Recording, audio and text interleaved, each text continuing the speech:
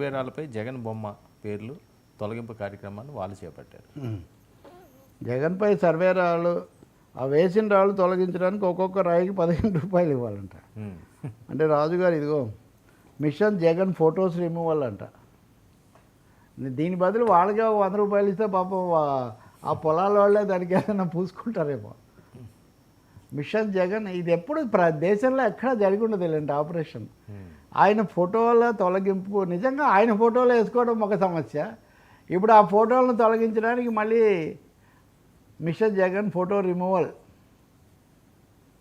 అంటే పాలన ప్రజల మీద కేంద్రీకరించకుండా చేస్తే ఎలా ఉంటుందనడానికి ఇదే ఒక ఉదాహరణ.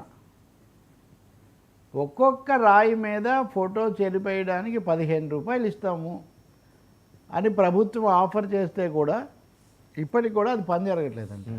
ఇప్పుడు రాయి మీద తొలగించడమే కాకుండా సర్వే కూడా మళ్ళీ the contractors are paid ₹15 per stone for this work.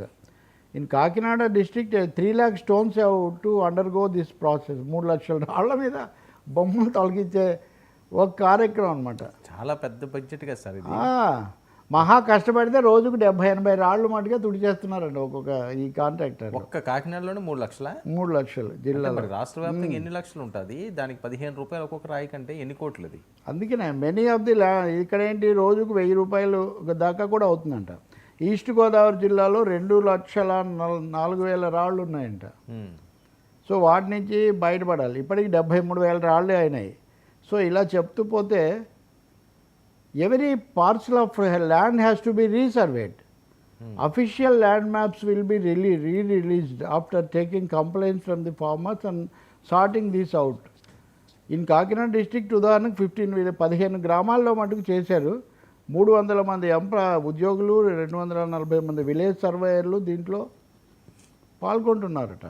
అంటే సర్వే కూడా మళ్ళీ చేయడం అన్నది, ఫోటోలు చెరిపేయటం ఒక విషయము, సర్వే చేస్తే మళ్ళీ అంతకుముందు సర్వే ఒకటి, వాళ్ళు చేసిన సర్వే ఒకటి, ఇప్పుడు 3వ సర్వే ఒకటి. ఇది రైతులకు, గ్రామీణులకు ఇది ఒక పెద్ద తలనొప్పిగా మారే ఒక పెద్ద అవకాశం ఉంది. ఇక ఫోటోల తొలగింపు ఎప్పుడు పూర్తి అవుతుంది? దీని వీళ్ళ స్పందన అంటే ఒకటే నేర్చుకోవాల్సింది గుణపాఠం ఏంటంటే, జగన్ అయినా ఎవరైనా ప్రజాస్వామ్యంలో ఎవరు శాశ్వతంగా ఉండరు, మన బొమ్మలే పెట్టుకోవాలి. ఇప్పుడు మాయావతి కూడా అంతే, ఉత్తరప్రదేశ్లో ఆమె ప్రతి చోట బిఎస్పీ గుర్తులు అవన్నీ పెట్టారు. మన సుప్రీంకోర్టు దాని మీద చెప్పింది, ఆ రాళ్ళను తొలగించడానికి ఇంత ఖర్చు పెడతాము అని చెప్తే ఏనుగు బొమ్మలు ఉంచండి పర్వాలేదు, వాటి కోసం ఎందుకని. కానీ ఈమె బొమ్మలు అయితే ఏదో ఒకటి చేయాలి కదా. ఇది ఆమె శిల్పాలు, ఆమె శిలాస్తూపాలు పెట్టుకుంది. ఆమె అంటారు కదా, మరి దళితుల నుంచి నేను వచ్చి ముఖ్యమంత్రిని అయ్యాను, ఇది పెద్ద ఇది కాబట్టి నన్ను పెట్టుకోవడంలో ఇది బాబాసాహెబ్ అంబేద్కర్ కళ అని ఆమె అంటారు. ఇప్పుడు జగన్ విషయానికి వస్తే అసలు ఈ ఫోటో పిచ్చి, నేను ఇంతమంది అన్నాను, ఫోటో పిచ్చి, ఫోటో క్రేజ్ అన్నది జగన్కు రాజకీయ నష్టం చాలా చేసింది. ఆయన ఎప్పుడు గెలిచినప్పటి నుంచి నా ఫోటో 20 ఏళ్ళు పెట్టుకోవాలని చెప్తుండేవాడు. మీరు గుర్తు చేసుకుంటే ఎవరిని వాళ్ళే బయట పెట్టుకుంటారు, ఎవరూ చెప్పక్కర్లేదు. ఇప్పుడు ఆ 20 ఏళ్ళు కాదు కదా, 20 మాసాలు కూడా కాకుండానే వాటిని మళ్ళీ ఆ బొమ్మలు వేయించుకున్నాక ఇప్పుడు తీసేస్తున్నారు. దీనికోసం పెట్టే ఖర్చు ఎవరిది, సర్వే ఎవరిది, సర్వే చేసిన తర్వాత కొత్త సమస్యలు వస్తే ఎవరు బాధ్యులు, ఇవన్నీ కూడా సమస్యలు. ఇంకా రెండోది మీరు అన్నదే ఆయన నిన్న సమావేశం,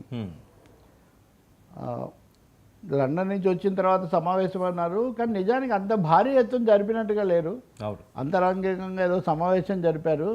అసెంబ్లీ సమావేశాల్లో మన వాయిస్ ఎలా వినిపించాలి, బడ్జెట్, ఈ అంశం మీద ఒకటి వాళ్ళు ముఖ్యంగా అయితే వెళ్తారు అసెంబ్లీకి. వెళ్ళరు, అదే కదా, వెళ్లకుండా ఎలా వినిపించాలి అని అదే సమస్య. అన్నం తినకుండా కడుపు ఎలా నిండాలి అన్నట్టుగా. కానీ ఆ టాపిక్ అయితే వాళ్ళని కొంత కలత పెడుతున్నమాట నిజం. అసెంబ్లీకి వెళ్ళకపోతే ప్రజలకు రాంగ్ సిగ్నల్స్ వెళ్తున్నాయి, రాజీనామా చేయమంటున్నారు, రద్దయిపోతుంది అంటున్నారు. రద్దయ్యే అవకాశం లేదు కానీ అంటున్నారు. సో చర్చ అంతా దీని మీద పడుతూ ఉంది. అసెంబ్లీలో ప్రభుత్వం ఏం చెప్తుంది, ప్రజా వ్యతిరేక విషయాలు లేదా ఇలా జరగాలి అని మనం దిశానిర్దేశం చేసే బదులు మనం ఒక విధంగా డిఫెన్స్లో పడిపోతున్నాం అసెంబ్లీకి వెళ్ళకపోవడం ద్వారా. ఈ విషయం వాళ్ళ దగ్గరకు వచ్చింది. అందుకని ఇప్పుడు ఫీజు రీయింబర్స్మెంట్ సమస్య మీద ఉద్యమం చేద్దామని. ఒకటండి, ఇప్పుడు జగన్ ప్రతిపక్షంలోకి వచ్చారు కాబట్టి ఆయనకు ఉద్యమాలు ఇవి కొత్తగా ఆయన కనపడవచ్చు, కానీ అవేం కొత్తవి కాదు. విద్యార్థి సంఘాలు కానీ వామపక్షాలు కానీ ఎప్పుడు ఇవన్నీ అవి ఎప్పుడు జరుగుతున్నవే ఇవి. కాబట్టి నేను వేసాను కాబట్టి ఇది అపూర్వం అంటే కుదరదు కదా అది. అందుకని భవిష్యత్తు కార్యాచరణ కార్యక్రమాలు నెలల వారి తేదీల వారీగా జిల్లాల పర్యటన ఇదంతా పెట్టుకుంటున్నారు అనేది ఇప్పుడు తాజా సమాచారం. కానీ నేను నిన్న అన్నట్టుగా బయటి పనులు ఏం చేసినా ముందు అంతర్గతంగా ఎలా చక్కదిద్దుకుంటారన్నది కూడా ఒక పెద్ద సవాల్గా ఉంది. వీటన్నిటి మీద ఫోకస్ ఎలా పెడతారు అని. సార్ మళ్ళీ వచ్చి మొదలుపెట్టి నేను ఇచ్చాను మీరు ఇవ్వలేదు అది ఒక్కటే అయితే అది ఇప్పటికే ప్రజలు అనుకుంటున్నారు. అది సమస్య కాదు. సార్ ఏంటి ఏపీలో మున్సిపల్ కుమ్ములాట్లు కూటమి వర్సెస్ వైసీపీ తారా